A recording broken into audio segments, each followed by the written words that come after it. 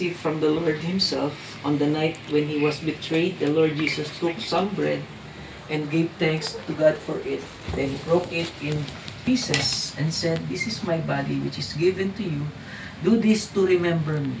In the same way, He took the cup of wine after supper, saying, "This cup is the new covenant between God and His people, an agreement confirmed with my blood. Do this to remember me as often as you drink it. For every time you eat this bread and drink this cup, you are announcing the Lord's death until He comes again." Naalala ko po ito nung sa Santa Cruz din. Maganda, pinaalala sa akin ni Sister Nenette. So, punta mo si Lucio. Oo nga, no. Hindi na agad ako hesitate. Sabi ko, sige, punta ako, sabay ako para makapag-communion din. So, ito kay Lucio, Arwin, no, para sa inyong kaalaman. Ready mo kay Daddy. Si Daddy Erwin. Alam naman natin kay Lucio, ang communion is para sa mga believer. Amen. Sa mga mananampalataya. At ito ang promise ni Jesus. Dahil sa kanyang katawan, at ito yung tinapay, sa kanyang dugo, ito yung juice. Pagpapakilala na ang ginawa ng Panginoon, nakaligtasan sa atin ay sapat. At hindi lang yun, tuwing gagawin natin ito, kakainin natin, iinumin natin ito, inaalala natin, babalik si Lord at dadalhin tayo sa langit. Yun, doon, no. Yung katawan natin, papalitan yan ng isang katawang hindi na magkakasakit at hindi na mawawala o hindi na mamamatay. So, pero bago natin tanggapin to, magkaroon tayo ng saglit na pananalangin, paghingi ng tawad. No? Tayo ay manalangin. Aming Diyos, salamat po sa pagkakataon sa mo si Kuya Lucio, sa mo si Kuya Erwin, at narito kami para alalahanin din ang ginawa mong sakripisyo. At sa pamamagitan ng tinapay na ito at sa katas ng ubas, humingi rin kami sa inyo ng tawad para kami ay maging karapat dapat. Salamat po sa inyong sakripisyo.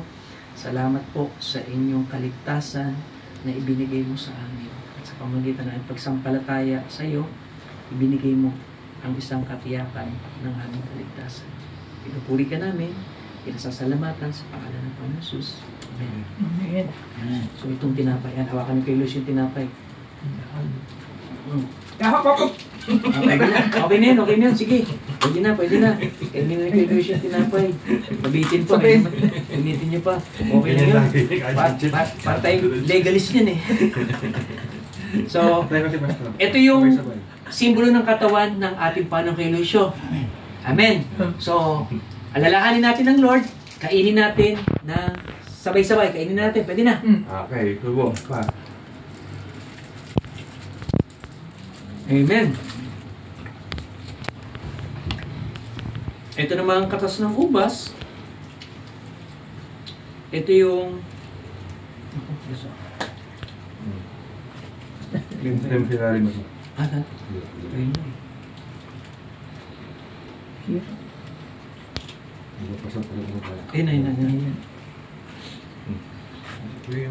Ayun. Ito naman kay Lucio, itong katas ng ubas, simbolo ng kanyang dugo. Alalahanin natin ang Panginoon, inumin natin ng sabay-sabay. Sabay-sabay. May nga talaga rin na magiging sukan. Pasalamat tayo uli sa Panginoon.